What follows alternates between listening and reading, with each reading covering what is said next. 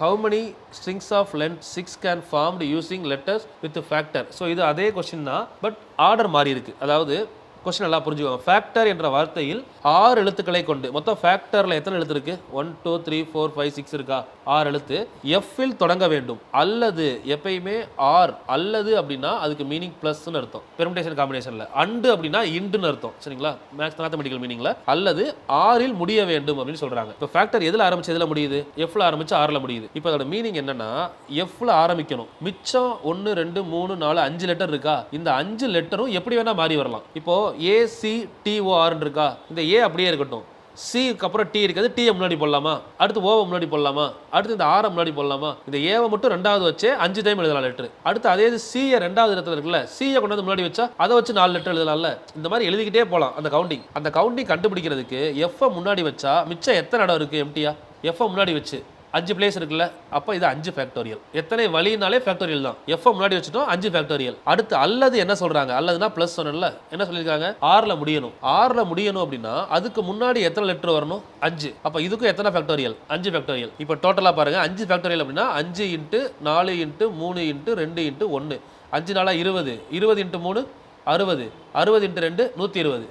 அப்போ இந்த பிளஸுக்கு முன்னாடி ஒரு 120, பிளஸுக்கு பின்னாடி ஒரு 120. டோட்டலா எவ்வளோ ஆச்சு? 240. 240 எப்படி வச்சுன்னு புரியுதா? எஃப் முன்னாடி வச்சு ஒரு 120, ஆரை பின்னாடி வச்சு ஒரு 120. இப்போ இந்த 120க்குள்ள சில டைம் ரிப்பீட் ஆகும். எப்போ அப்படின்னா எஃப் முன்னாடி வச்சு எழுதுறோம்ல, அதில் ஆரை மட்டும் பின்னாடி வச்சு எத்தனை லெட்டர் வந்திருக்கும்? எஃப் முன்னாடி வச்சிருக்கோம், அந்த எஃப் முன்னாடி வச்சு எழுதுறப்போ மற்ற எல்லா லெட்டரும் மாறிக்கிட்டே இருக்கும்ல.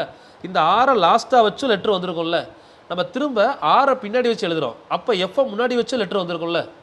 என்ன சொல்றேன்னு புரியுதா மீனிங்? இப்போ எஃப் முன்னாடி வச்சு மற்ற 5 மாற்றிக்கிட்டே இருக்கும். கரெக்டாக? அப்படி மாற்றிக்கிட்டே இருக்கும்போது லாஸ்ட்டு 6 வரும்ல ஒரு இடத்துல, அதே மாதிரி 6 மட்டும்தான் பின்னாடி வச்சுருக்கோம். அதில் நம்ம எஃப் பார்க்கவே இல்லை. அங்கேயும் எஃப் முன்னாடி வந்திருக்கும்ல ஃபஸ்ட்டாக, அப்போ ரெண்டுலேயும் அது ரிப்பீட் ஆகும்ல, அந்த ரிப்பீட்டாக கழிக்கணும். அப்போ ரிப்பீட்டாக கழிக்கணும்னா எஃப் முன்னாடியும் 6 பின்னாடியும் வச்சு எத்தனை லெட்டர் இருக்குது கேப்பில்? 4. அந்த 4 ஃபேக்டரியில் கழிச்சிட்டோம்னா ஆன்சர் வந்துடும். சிம்பிளாக புரிஞ்சுக்கோங்க. எஃப் முன்னாடி வச்சா பின்னாடி எத்தனை லெட்டர் வருது? 5 லெட்டரா? அப்போ 5 ஃபேக்டோரியல். 6 பின்னாடி வச்சா முன்னாடி எத்தனை லெட்டர் இருக்குது? 5 லெட்டர், அப்போ 5 ஃபேக்டோரியல். எஃப் முன்னாடி வச்சு ஒரு 5 ஃபேக்டோரியல், 6 பின்னாடி வச்சு ஒரு 5 ஃபேக்டோரியல்.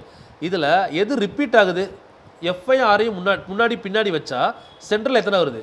4. அதை கழிச்சிடணும். அவ்வளோதான் ஆன்சர். இப்போ இது ரெண்டுக்கும் பார்த்துட்டோம். 240. 4 ஃபேக்டோரியல் எவ்வளோ? 4 × 3 × 2 × 1 எவ்வளோ வருது? 4 3 12, 12 2 24. அப்போ இதில் 24 கழிக்கணும். 240ல் 24 போனால் 216. Option C.